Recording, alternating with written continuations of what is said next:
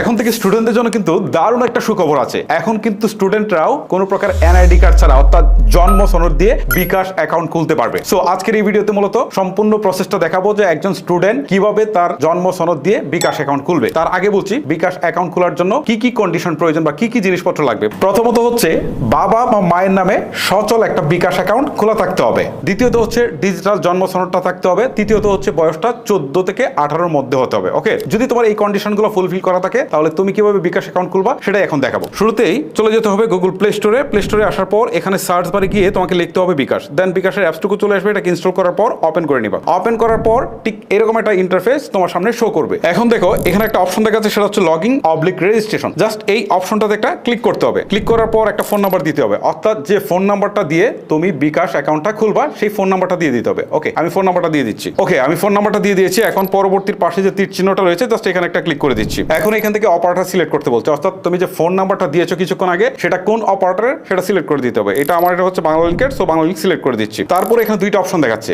একটা হচ্ছে জাতীয় পরিচয়পত্র আর একটা হচ্ছে জন্ম সনদ। যেহেতু তুমি স্টুডেন্ট, সো তোমাকে জন্ম সনদ দিয়েই এই বিকাশ অ্যাকাউন্টটা খুলতে হবে। সো এখান থেকে জন্ম সনদটাকে সিলেক্ট করতে হবে। এখন তোমার সিমে একটা ভেরিফিকেশন কোড যাবে, আসার পর জাস্ট অ্যালাউ করে দিলেই হচ্ছে, আর কিছু লাগবে না। অটোমেটিক নাম্বারটা এখানে নিয়ে নিবে, তারা ভেরিফিকেশনটা করে নিবে। ওকে, এক্ষেত্রে তোমাদেরকে বলি যে তুমি যে ফোন থেকে আসলে বিকাশ অ্যাকাউন্টটা খুলবা সেই ফোনে কিন্তু সিমটা ইনসার্ট করা থাকতে হবে। ওকে, সো এখন দেখতে পাচ্ছ যে আমার আসলে ফোন নাম্বারটা ভেরিফাই হয়ে গেছে। এখন এখান থেকে যে অপশনটা আসছে এখানে বেশ কিছু শর্তাবলী দিয়েছে, এগুলো জাস্ট পড়ে নিবা। এগুলো পড়ার পর তুমি এই যে সম্মতি আছে জাস্ট এই অপশনটাতে ক্লিক করতে হবে। জাস্ট সম্মতি আছে, এটার পাশে তীর চিহ্নতে একটা ক্লিক করে দিতে হবে। এখন এখান থেকে বলছে যে তোমাকে ডিজিটাল জন্ম সনদের একটা ছবি তুলতে হবে। ওকে, আমি এখান থেকে ছবি তুলবো, তার আগে জন্ম সনদটাকে রেডি করে নিই। দেখো ছবি তোলার জন্য পরবর্তী পাশে তীর চিহ্নটা রয়েছে, এখানে ক্লিক দিবা। তারপর হচ্ছে ওয়াইল ইউজিং দ্য অ্যাপ, এখানে ক্লিক দিবা। এবারে তোমার ক্যামেরাটা চালু হয়ে যাবে। ওকে, জাস্ট এখন ছবিটা তুলে নিলেই হচ্ছে। ওকে, আমি ছবিটা তুলে নিয়েছি। এখন সাবমিট বাটনে এখানে ক্লিক করে দিচ্ছি। ছবি তোলার পর দেখতে পাচ্ছ যে এরকম একটা ইন্টারফেস চলে আসছে। এইখান থেকে তোমার নিজের নামটা দেখাবে, তোমার জন্ম তারিখটা দেখাবে, তোমার জন্ম সনদ নাম্বারটা দেখাবে। ওকে, এটা কিন্তু অটোমেটিক ভেরিফিকেশন হবে। এগুলা কি তুমি ঠিকঠাক মতো চেক করে নিবা।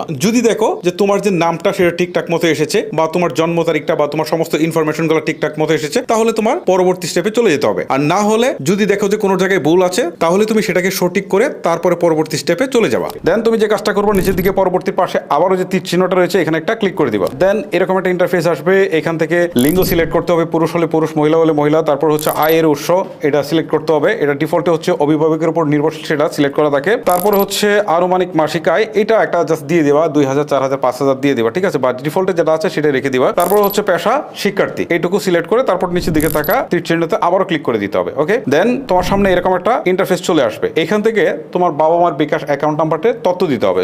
এখন কথা হচ্ছে বিকাশ অ্যাকাউন্টটা যদি তোমার বাবার হয় তাহলে তোমার বাবার নাম দিবা, তোমার বাবার ফোন নাম্বার দিবা, আর মায়ের হইলে মায়ের নাম দিবা, মায়ের ফোন নাম্বার দিবা। তো এখান থেকে সম্পর্ক দেওয়া আছে, সম্পর্ক এখান থেকে সিলেক্ট করে দিবা যে বাবারটা দিচ্ছ নাকি মারটা দিচ্ছ। এটা সিলেক্ট করে দেওয়ার পর তারপর এখান থেকে বাবা মায়ের নামটা লিখতে হবে। এটা ইংলিশে লিখতে হবে, বাংলায় না কিন্তু। হ্যাঁ, তারপর হচ্ছে তাদের যে বিকাশ অ্যাকাউন্ট যে ফোন নাম্বার দিয়ে খোলা থাকবে সেই ফোন নাম্বারটা দিতে হবে। ওকে, আমি এই ইনফরমেশনগুলো দিয়ে দিচ্ছি। দিয়ে দেওয়ার পর এখন নিচের দিকে তীর চিহ্নটা রয়েছে, জাস্ট এখানে একটা ক্লিক করে দিচ্ছি। ক্লিক করে দেওয়ার পর এখন দেখো নিচের দিকে একটা অপশন আসছে এখান থেকে ছবি তোলার জন্য। ঠিক আছে, জাস্ট এখানে তীর চিহ্নতে ক্লিক দেওয়ার পর তুমি তোমার ছবিটা তুলে নিবা। ওকে, ছবি তোলার সময় একটা জিনিস একটু নোটিস করতে হবে, যেন লাইটটা ঠিকঠাক মতো আছে কিনা বা ছবিটা স্পষ্ট হচ্ছে কিনা, এই জিনিসটা একটু খেয়াল করে খুব ভালো একটা ছবি তুলতে হবে। ছবি তোলা শেষ হয়ে গেলে এখান থেকে তোমাকে বলবে যে আপনার তথ্য সাবমিট করা হয়েছে।